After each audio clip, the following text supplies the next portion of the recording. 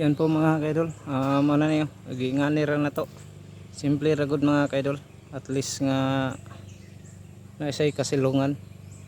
Yan, wala pa na nahuman mga kaidol ha, abangan nyo lang bukas.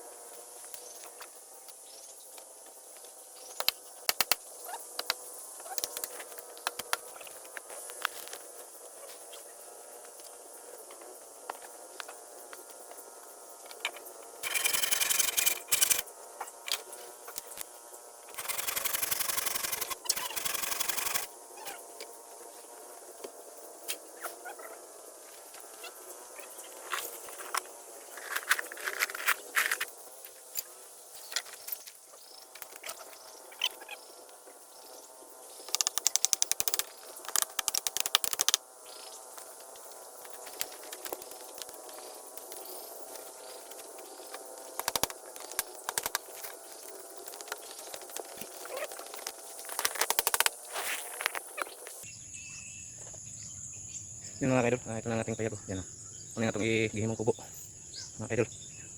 Yan.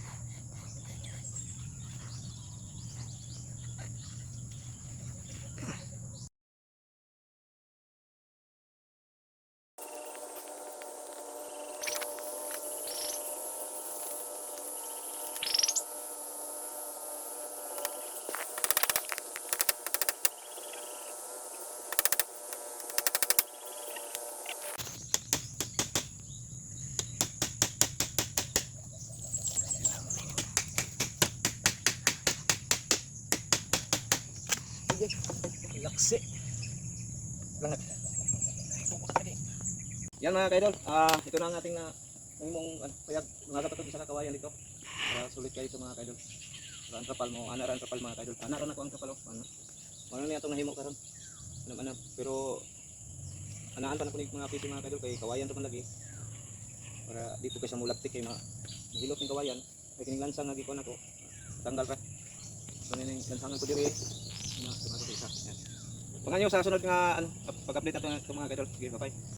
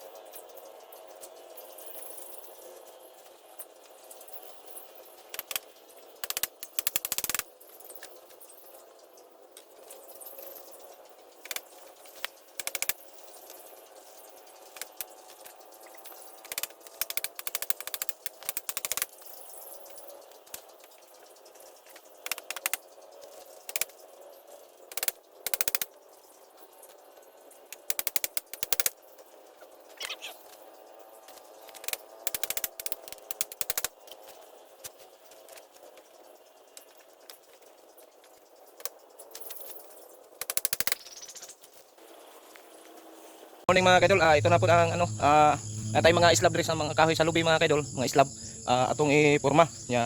Pakita ko sa inyo ang update sa ating kulungan kay wala ko ka vlog hapon kay naka-live man ta dito gahapon sa balay gibili na kong cellphone.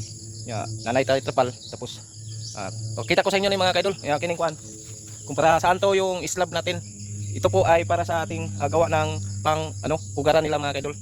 Panoorin nyo hanggang sa dulo, hanggang matapos tong ating mga paggawa ng ating kubo sa mga patuhan mga kaidol. Yan kita nyo na diha mga kaidol. Medyo nalalasay ato. Pakita ko sa dito nyo mga kaidol. Yan mga kaidol, nasa sulod ri ang kuan ato ang kaning tong lubing tablon mga kaidol. Nya ito pa ang ating payag. Hindi pa na to hindi pa to final nga kuan gi kuan nato, gi plaster lang sa nato kadali gahapon para short gamay ang kuan ang ating trapal kasi wala ko ka kuan gahapon, wala ko ka sure kung sa kada ko kay diretso ko panday mga kaidol kay apas ba ya wa pa putay kwarta lagi kapalit man ang alang pa ni mga kaidol kay simple lang tong mga ating payag mga kaidol pakita ko sa inyo ito na itong slab ilagay natin dito sa gilid yan gilid ya paano diyan mga kaidol tapos dito sa gilid yan pakita niyo yung kabuuan ito mga kaidol para para malaman niyo mga kaidol silang update lang tayo dito sa sa paggawa ng kubo. Makita nyo to kabuuan mga kaidol hanggang tapusin nyo hanggang sa dulo tong video kahit matagalan tayo dito sa paggawa kasi nalungwa kayo na plaster mga kaidol kasi yung trapal nalupot siya mga kaidol hindi siya mapantay kaya nandito yung puno ng lansunis na ating nalagyan ng haligi. Magtanong pa po kay Papa kung pwede ba yan putulin o hindi na lang ganyan na lang yan kahit hindi sa tabingi kahit sa tabingi sa trapal huwag lang yan mga kaidol kahit tabingi lang siya dito naman lagyan na lang natin ng sapaw ng isang na bising natin makita nga mga putol-putol nga kapal pasok-sok lang natin dyan masumpay natin yan lang natin gagawin yan mga kaidol lalagyan na natin ng mga branderia yung mga kahoy para taptan ng kawayan yan lalagyan na natin dyan doon at So yun lang siguro sa sunod na araw o hanggang matapos ito mga kaidol. Ito na ang kabuuan natin na sa ngayon. Pero hindi pa ito tapos mga kaidol. Alam-alam lang dito mga kaidol. Para ano, ako lang kasi nagpanday ito mga kaidol. Ang hirap pala pag wala kang kasama. Yan. Ay, ayaw lang salong eh. Nanadakdak kong salong na. Ano yan? Ano yan? Nadakdak ko? Yung na.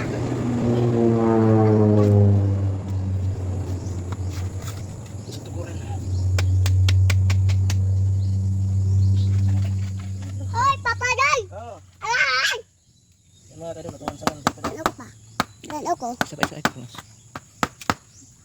Pagwa po ka din ito.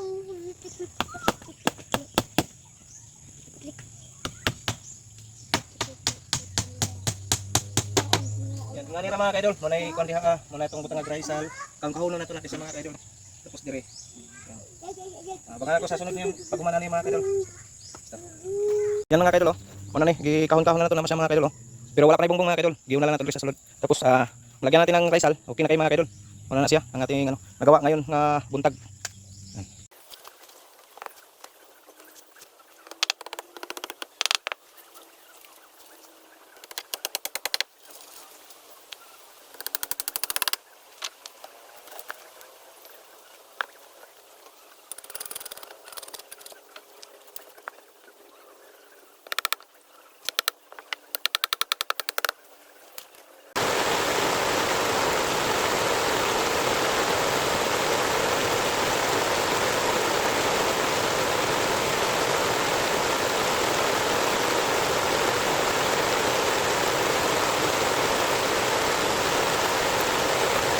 Wala na mga kaidol.